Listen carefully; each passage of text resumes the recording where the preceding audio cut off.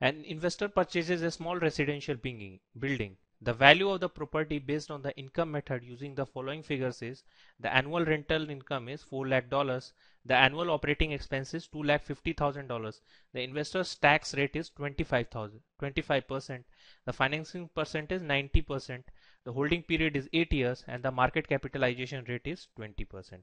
Now under the income method of the valuation of property, under the income method of the valuation of property, we use a discounted cash flow model to estimate the present value of the future income, operating income produced by the property.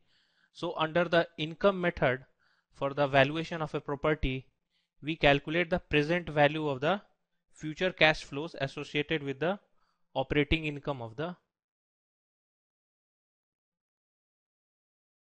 property. So we have to find the present value of the future operating income. Now the operating income is equal to the annual rental income. The operating income, let it be denoted by OI, that will be equal to the annual rental income minus the annual operating expenses.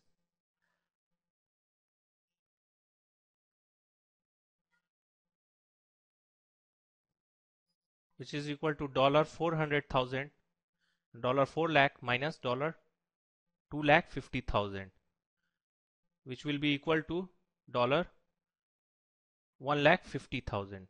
Now this is the operating income per year. Now the market capitalization rate is 20%. So it is almost a kind of an annuity where the value of the cash flow will be 1,50,000. That is the net operating income with the discount rate of 20%. So the present value of all the future operating income will be equal to the operating income in each year, that is $150,000, divided by the market capitalization rate, that is 0.2. So it will give us a value of $7,50,000.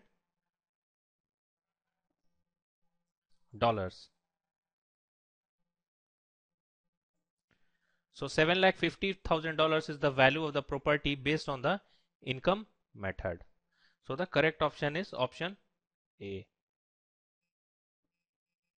In this case, one thing has to be looked into, that we have not incorporated the investor tax rate into account.